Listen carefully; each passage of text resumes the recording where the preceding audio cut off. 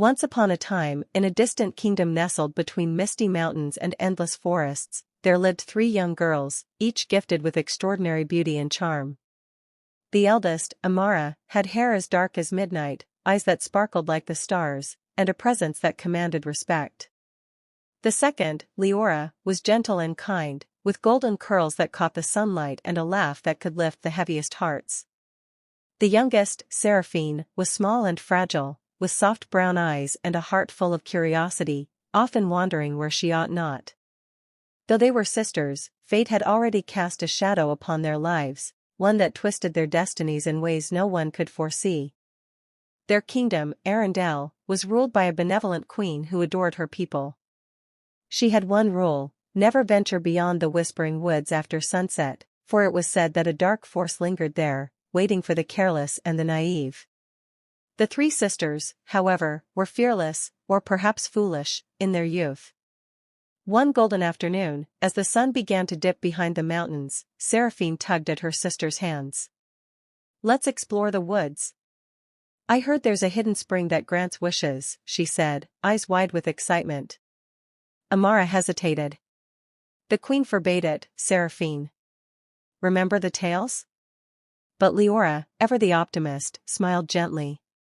"Sometimes, the greatest stories come from daring adventures. Perhaps it's safe today."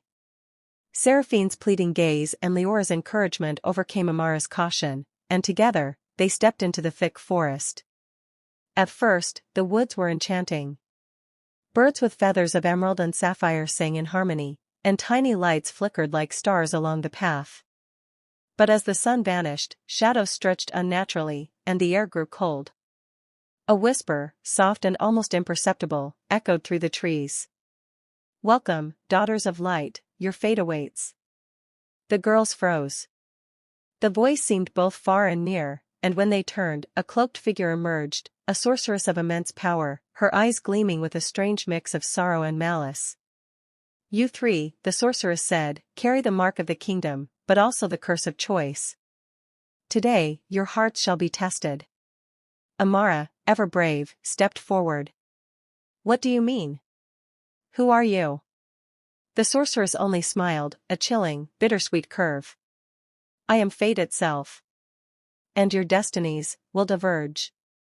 With a flick of her wrist, the sorceress cast a shimmering veil over the sisters. In an instant, each girl was whisked into her own world. Amara found herself in a kingdom ruled by stone-hearted rulers, where people whispered of treachery and betrayal. Leora awoke in a meadow that bloomed endlessly, yet every flower carried a hidden thorn, every beauty a secret danger. Seraphine, the youngest, was trapped in a labyrinth of mirrors, each reflection showing a different version of herself, none of them quite real. Time flowed differently in each realm. Amara, T.